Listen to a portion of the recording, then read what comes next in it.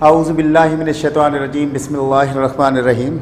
Dear students, we will continue our chapter, and today the topic is Michelson's interferometer. So topic है हमारे पास Michelson's interferometer.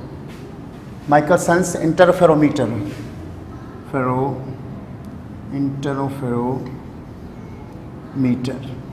So this one is our topic, Michelson's interferometer. Dear students chapter 9 को जब हमने start किया था उस वक्त से हम जो डिवाइसेस पढ़ रहे हैं, यंग्स डबल स्लिट एक्सपेरिमेंट हमने पढ़ा, या थिन फिल्म ख्याल से पढ़ा, या अब जो नेक्स्ट टॉपिक हमारे पास जो है वो माइकलसन्स इंटरफेरोमीटर. बेसिकली इनमें हम वेव्स के बारे में ही पढ़ रहे हैं, और इसमें से जो फार्मूला जो हम ड्राइव करते हैं उसमें हम वेव की वेवलेंथ के बारे में पढ़ते हैं. तो Michelson's interferometer is a device which is used to find the wavelength of a light. इसमें monochromatic source, do you remember that the monochromatic source के वाले से सपोज करें एक बल्ब वगैरह इस तरह से कोई जला दिया जाए. This one is the source of the lights. यहाँ से जो लाइट एमिट हो रही है मोनोक्रोमेटिक लाइट्स, और बेटा इसके पाथ पे हम 45 के एंगल से एक सेमी ट्रांसपेरेंट प्लेट इस तरह से रख देते हैं. This one is a semi transparent plate. अब आपने इसको कहा कि सेमी ट्रांसपेरेंट है, तो what do you mean by the semi transparent? You know, semi transparent का मतलब है a part of the light can pass through it and part of the light is reflected. So जनाब, this plate is held in the path of the light at the 45 degree. यहाँ पे जो angle बनेगी वो आपकी क्या होगी? 45 degree पर मिलती. एक तो इसमें सेमी ट्रांसपेरेंट प्लेट है, और इस प्लेट का काम क्या है? जो यहाँ से मोनोक्रोमेटिक लाइट आ रही है, ये जो मोनोक्रोमेटिक लाइट आ रही है, इसको वो डाइफ्रैक्ट करता है दो हिस्सों में. एक इसका पार्ट जो है यहाँ से इस तरह से रिफ्लेक्ट हो जाता है at the angle of the 90 degree to that one because of the 45 inclination. ये आपका एक रे इस तरफ चला गया. और दूसरा इसका जो पार्ट आपका बनता है वो यहाँ से, वो पार्ट जो आपका है, सेकंड पार्ट इसका जो होगा वो यहाँ से रिफ्रैक्ट होगा. रिफ्रैक्ट होने के बाद ये पार्ट जब ऐसे मूव करेगा, एग्जैक्टली इसके पाथ में एक और पैरेलल ट्रांसपेरेंट स्लेब रखा जाता है of the same size of this one. अच्छा, ये जो प्लेट थी इसका क्या काम था? It splitted the ray into two parts. That's why it's known as splitter, beam splitter. इसको हम क्या कहते हैं? बीम splitter कहते हैं. Got it? That was the beam of the light which is being splitted into two rays. One is ray 1 which is reflected, and other one is ray 2 that is refracted. उसके बाद यहाँ पे ये जो transparent plate जो इसके parallel रखी गई, that's also at the 45 degree. यहाँ पे भी 45 डिग्री की ही एंगल है, बिल्कुल पैरेलल रखी गई इसको. This plate only retrace the rays at the same path in the same phase. That's why this is known as a compensator plate. इसको हम क्या कहते हैं? इसको कहते हैं compensator plate कहते हैं. क्या कहते हैं? Compensator. This one is compensator. This one is a beam splitter. वो एक बीम को दो हिस्सों में तकसीम करिए. This one is a compensator. Compensate कैसे करती है आगे चल के हमें पता चलेगा. After these two parts, there are the two other mirrors which are held perpendicular to each other. Let's suppose एक यहाँ पर मिरर बनाया गया, एक यहाँ पर मिरर है. This one is held ऐसे vertically, और ये जो रे आपका यहाँ पे आया, यहाँ से रिफ्लेक्ट हुआ और यहाँ से जाके इससे टकराया. रे 2 is proceeding in this way. So this mirror M1 is a fixed mirror. इसको fixed mirror कहते हैं. बिल्कुल इसी से पैरेलल एक यहाँ पर, बिल्कुल यहाँ पर एक और जो है मिरर बनाया जाता है. This one is a movable mirror M2. Dear students, हम जब इंटरफेरेंस यहाँ पे देखें, पहले डायफ्रैक्शन हुई, फिर इसकी इंटरफेरेंस कैसे होती है?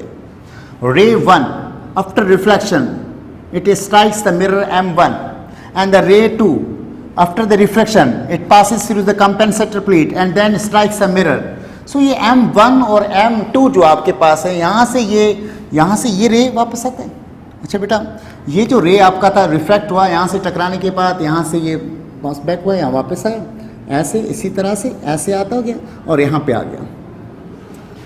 After the reflection from the mirror M1, mirror ray 2 reach at this, and this reflected ray is also after the reflection this ray comes over there. तो ये दोनों रेज जो हैं स्प्लिटर से गुजरते हुए M1 और M2 यहाँ पे हम ऑब्जर्व करते हैं या साथ यहाँ पे जब हम देखते हैं तो हमें इंटरफ्रेंस नज़र आती है. यू नो दैट इंटरफ्रेंस कि ये रेज जो है या तो आपके पास क्या हो रहे हैं कंस्ट्रक्टिवली मीट कर रहे होते हैं या ये क्या कर रहे हैं बेटा ये या डिस्ट्रक्टिवली मीट कर रहे हैं. So you have to observe over here at that point you will observe the some colours of the lights because of the change of the wavelength. So to find this one अब एक इसमें जो है concept है वो आपके पास ये है कि ये जो रे 1 यहाँ से रिफ्लेक्ट हुआ और रे 2 यहाँ से रिफ्लेक्ट हुआ, अगर दोनों का पाथ डिफरेंस 0 है, अगर इन दोनों का पाथ डिफरेंस 0 है तो आपको पता है कौन सी वेव बनेगी कंस्ट्रक्टिव. और अगर पाथ डिफरेंस लैम्डा है तब भी कंस्ट्रक्टिव, अगर पाथ डिफरेंस 2 लैम्डा है तब भी कंस्ट्रक्टिव, अगर पाथ डिफरेंस 3, तो that means you know that when the path difference is equal to 0 lambda 2 lambda 3 lambda up to m lambda, then we always observe bright fringes. You know, bright dots are being observed in a same pattern.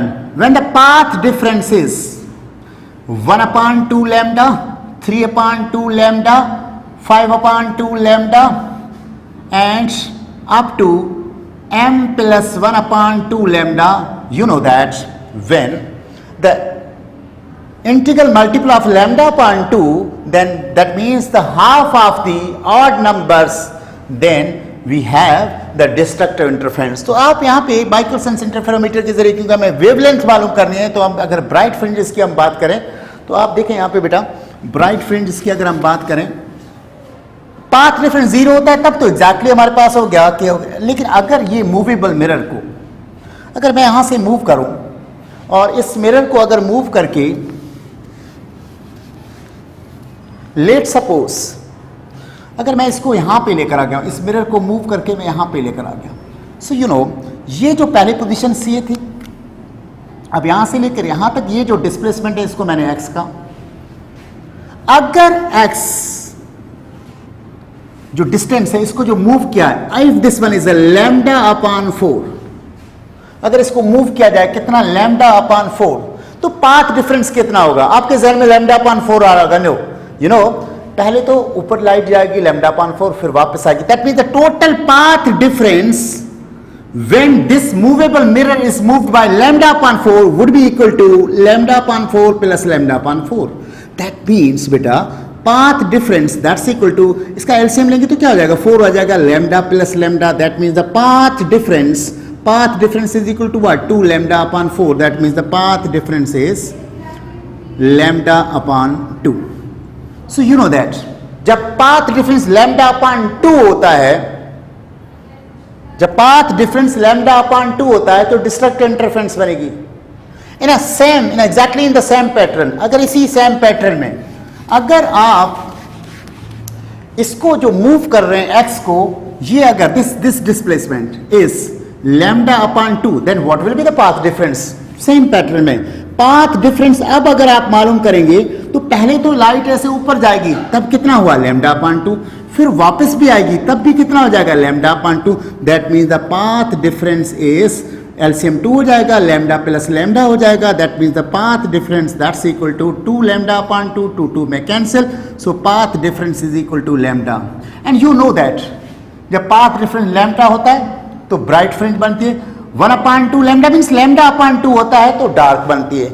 इसी concept को जहन में रखते हुए अगर अब हम मालूम करें बेटा, look at this one. So x is equal to for bright fringes, for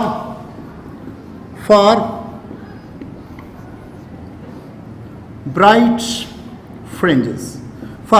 fringes, you know that अगर once twice third इस तरह से अगर हम इसको करते जाएं, let's suppose x is equal to, अगर इसको मूव फर्स्ट टाइम x के हवाले से करेंगे तो क्या हो जाएगा? Lambda upon 2 means 1 into lambda upon 2. अगर सेकेंड टाइम करेंगे 2 into lambda upon 2 for the bright fringes. अगर 3 टाइम्स करेंगे x is equal to 3 into lambda upon 2. Up to इसी तरह से x इज इक्वल टू का m टाइम्स करेंगे, so means m into lambda upon 2. So this one is a general formula for the discussion. In this formula, you know that what is the lambda? Lambda is equal to 2x upon m. So this is known as equation for the wavelength of the light with the help of the Michelson interferometer. So lambda is equal to 2x upon m. What is the x? X is the displacement which the movable mirror is being moved from its initial position. So I hope you have got this one.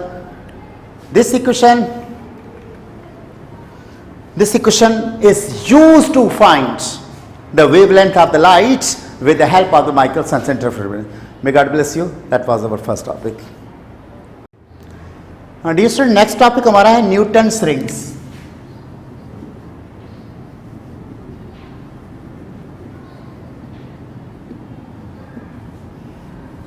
सबसे पहली बात अगर आप देखें Newton ring है क्या चीज? The circular interference pattern which is obtained due to the thin film interference of the air film between a glass plate and a plano convex lens. अब ग्लास प्लेट की अगर हम बात करें, this one is a glass plate, this one is a glass plate. जब हम plano convex lens की बात करें, देखें this one is a convex and this is known as a plano convex lens. अब आप देख रहे हैं ये ग्लास स्लेब का है या ग्लास प्लेट का है और ये प्लेनो, इनके बीच में यहाँ पे क्या होती है? एयर होती है. यहाँ पे क्या है? एयर है. बेसिकली हमें मालूम क्या करना है कि जब लाइट इस थिन फिल्म यानी एयर की जो थिन फिल्म बन रही है किसके बिटवीन? प्लेनो कॉन्वेक्स लेंस और ग्लास स्लिप के बीच में, इसमें से लाइट जब गुजरती है इस थिन फिल्म में से तो इंटरफेरेंस पैटर्न्स बनते हैं और वो हमें सर्कुलर शेप में, सर्कुलर पैटर्न्स में नजर आते हैं. उनको हमने क्या कहते हैं? हम उसे क्या कहते हैं? न्यूटन्स रिंग कहते हैं. न्यूटन रिंग बेसिकली देखिए यहाँ पे अगर ये ऑब्जर्वेशन ऊपर से आएगी, यहाँ से अगर देखा जाए, so this one is the point of the contact. Let's suppose यहाँ से this one is the radius of the curvature. ये आपके पास क्या है? रेडियस ऑफ कर्वेचर है. कहाँ से? यहाँ से आपके पास यहाँ लेट सपोज इस पॉइंट को अपने आप इसको जो है ओ का नाम दे दें और ये जो पॉइंट है ये let suppose this point is a A और ये जो सरफेस के ऊपर जहाँ टच कर रही है इस पॉइंट को मैंने क्या कह दिया? पॉइंट बी कह दिया. तो ये पूरा यहाँ ओ से लेकर ए तक या ओ से लेकर आप यहाँ तक चले जाएं, इस पॉइंट को अगर ले लें आप, कोई भी आप सी पॉइंट कहते हैं भले, तो ये जो है ये क्या है? रेडियस ऑफ द कर्वेचर है. तो बेटा ये जो है इसको थिकनेस ऑफ द फिल्म यहाँ से लेकर यहाँ तक ये जो है टी है, इसको यहाँ से कहें या यहाँ से लेकर यहाँ तक ये क्या है? आपका टी है. तो जाहिर है ये भी क्या हो जाएगा? This is also the T. अगर आप इसी फिगर को सर्कल की सूरत में लें और अगर मैं इसको थोड़ा सा छोटा कर देता हूँ, यहाँ पे कर लेते हैं, ये ओ कर दें और इस तरह से अगर कर दिया जाए oh, this one is the radius of the curvature, this one is the radius of the curvature यहाँ तक. और आपको पता है यहाँ से सी से लेकर यहाँ तक क्या हो जाएगा? आर माइनस टी हो जाएगा. दिस वन ये जो है this one is R minus. अगर इसको आप ऐसे स्फीयर समझें, ये like this one is the ring, this one is a sphere centre. और अगर इसी लाइन को ड्रॉ करते हुए यहाँ तक ले जाएंगे तो this will be the diameter. This one is a code. आपको पता है डायमीटर क्या होता है? एक कोड ही होता है जो सेंटर से गुजरे. यहाँ पर आपके पास जब भी कोई डायमीटर या कोई कोड दूसरे कोड के ऊपर परपेंडिकुलर होता है, मीन्स ये एंगल 90 की बनती है, तो ये हमेशा इसको क्या करता है? बाइसेक्ट करता है दो हिस्सों में. लेट सपोज बी से लेकर यहाँ सी तक डिस्टेंस, ये आप इसको C कहते हैं और इसको मैं लेट सपोज D कह रहा हूँ. B से लेकर C तक जो डिस्टेंस है ये सपोज करें R है, तो B से लेकर D तक भी क्या होगा? R ही होगा. इस फिगर के अंदर आपको कुछ चीजें नजर आ रही हैं. सबसे पहली O से लेकर A तक, O से लेकर A तक का जो डिस्टेंस है वो बराबर किसके है? O से लेकर C तक का. O से लेकर A तक का डिस्टेंस वो बराबर किससे है, ओ से लेकर सी तक का, और इसको हमने क्या कहा था, radius of the curvature means capital R से शो किया है फिगर में। देन बी से लेकर सी तक का डिस्टेंस बेटा, बी से सी तक का, और जो बराबर है बी से लेकर डी तक का, that's equal to what, that's also equal to R. Then A से लेकर बी तक का ये जो डिस्टेंस आपका है, इसको आपने थिकनेस का, दैट्स इक्वल टू टी, क्योंकि ये बराबर किसके, ये बराबर है आपके पास बी से लेकर ए तक का डिस्टेंस आपका, ये डिस्टेंस सेम है। So that mean that's equal to what, that's equal to T.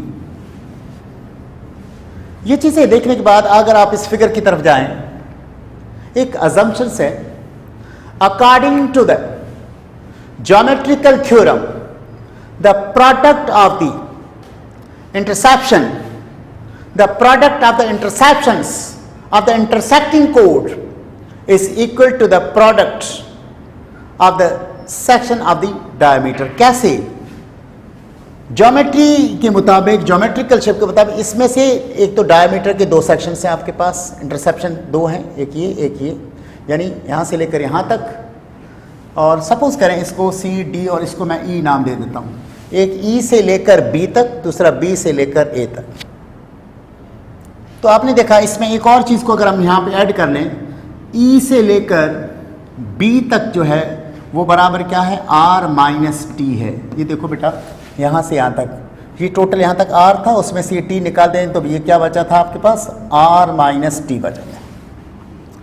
So according to the geometry, the product of these intersection, which means BD into BC, that must be equal to the intersection of the diameter, which one, EB into BARAB. So B to D, that's R, B to C, that's also R, E to B, that one is R minus T into B to A, that one is T। अब अगर यहां पे देखें R into are क्या हो गया बेटा, R square, that's equal to, अगर इसको आप पूरा यहां से लेकर यहां तक R था, तो यहां से ये पूरा डायमीटर अगर लिया जाए, टोटल डायमीटर, तो यहां पे क्या हो जाएगा, 2R हो जाएगा। यानी टोटल ई से लेकर ए तक क्या था, 2R में से ये निकाल देंगे, 2R में से ये निकाल देंगे, तो 2R minus T. So over here ये ई से लेकर बी तक R था, और ई से लेकर बी तक आपके पास टोटल डायमीटर माइनस ये करेंगे तो आपके पास ये हो जाएगा, यहाँ पे आपके पास हो जाएगा 2R हो जाएगा, 2R minus T. Okay, then this will be 2R, means ये यहाँ से ये R, ये R, टोटल क्या हो गया, 2R माइनस दैट वन। सो यहाँ पे अगर आप करेंगे तो क्या आ जाएगा, 2RT माइनस टी स्क्वायर। अब इसमें से एक है कि ये जो T, जो thickness of the thin film होती है, थिन फिल्म होती है, इसकी थिकनेस बहुत कम होती है, दैट मीन्स एस, क्या लिखा हमने, S T is very small, as T is very small, so T square is negligible. So T square negligible अगर करेंगे तो आपके पास क्या बन जाएगा, R square is equal to 2RT. From this equation T किसके बराबर हो गया बेटा, T is equal to R square upon 2R, equation number 1। इसको आपने इक्वेशन नंबर 1 करके यहीं पे छोड़ दिया बेटा। अब अगर आप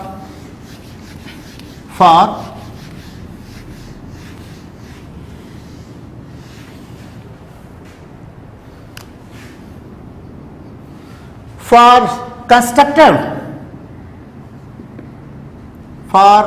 constructive interference, means for bright ring, अब ये रिंग कैसे बनेंगी, यहाँ पे इस ऊपर से आप जब ऑब्जर्व करेंगे तो यहाँ पे ऐसे आपको डॉट नजर आएगा, फिर इस तरह से आपको रिंग्स नजर आएंगी, इस तरह से आपको रिंग्स नजर आएंगी ऐसे। अब ये जो है यहाँ तक एक ये रेडियस, ये R1 हो गया, फिर यहाँ से यहाँ तक R2, फिर इस तरह से R3 और अप टू यहाँ पे जाएंगे तो ये सपोज करें Rn आपका 1 2 3 Rn। For constructive bright fringes कैसे बनती हैं? जहाँ पे ये सेंट्रल कॉन्टैक्ट है, क्योंकि इसमें फेस चेंज हो रहा है, फेस चेंज होने की वजह से यहाँ पे जो है आपके पास जो रिंग बनेगी वो आपके पास क्या बनेगी? डार्क रिंग बनेगी। फिर bright then dark, then bright then dark, alternate बनेगी। तो आप देखिए for constructive interference phase change होता है तो पाथ डिफरेंस कैसे हम लें? The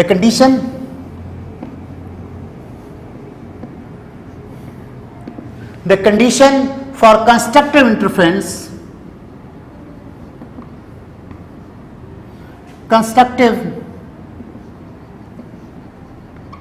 the condition for the constructive interference in the thin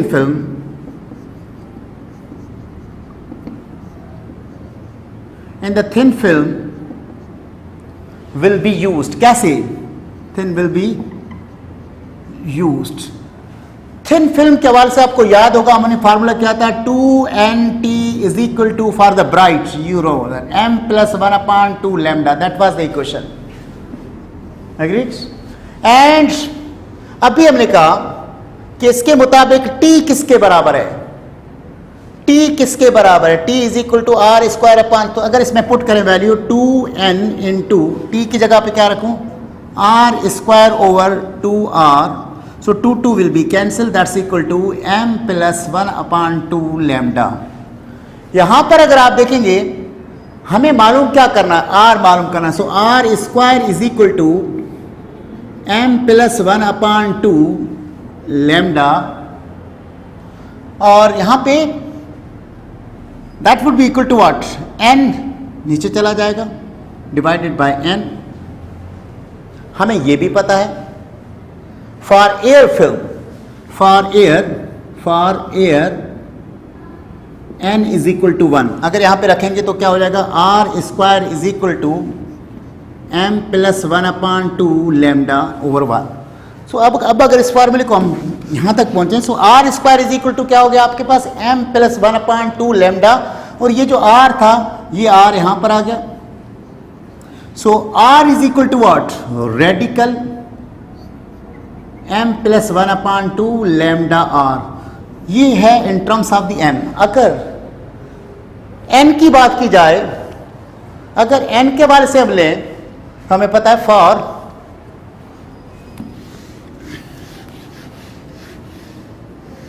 बेटा फॉर ब्राइट रिंग कौन सी? nth रिंग अगर लें हम, for bright nth ring we know that m is equal to what? n minus 1। m हमेशा क्या होता है? n से एक लेस होता है। So put in that formula, so r is equal to radical m की जगह पे क्या रख दें? n minus 1 plus 1/2 into lambda r। That means r is equal to n आ गया आपके पास, -1 plus 1/2 means -1/2 lambda r radical. So this is the formula for the nth orbit, nth radius of the nth ring. ये देखिए ये nth जो ring हमने बनाई थी इसका रेडियस मालूम करने का फार्मूला क्या था? सुन, अगर फर्स्ट मालूम करना है यहाँ पे 1 रख देंगे, अगर यहाँ पे सेकंड ब्राइट फ्रिंज मालूम करनी होगी यहाँ पे क्या रख देंगे? 2 रख देंगे, थर्ड करनी होगी 3। इस तरह से हम जो है ये न्यूटन रिंग्स की मदद से हम जो है किसके लिए करते हैं? फॉर कंस्ट्रक्टिव ब्राइट फ्रिंज के लिए। बिल्कुल सेम इसी तरह से for destructive interference, for destructive interference यानी डार्क रिंग। डिस्ट्रक्टिव इंटरफेरेंस में क्या होगा? Dark ring. कैसे मालूम करें? Again we use the thin film formula, that means 2nt is equal to, dark के लिए आपको याद होगा हम क्या यूज कर रहे थे? m लैम्डा कर रहे थे।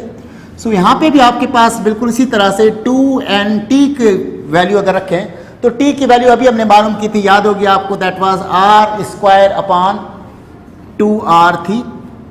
टी की जगह पे ये आ गई, दैट्स इक्वल टू एम और लैम्डा, यहाँ पे 2 में cancel. For air n is equal to 1, अगर 1 रख देंगे तो ये हो जाएगा R square upon R, that is equal to M lambda.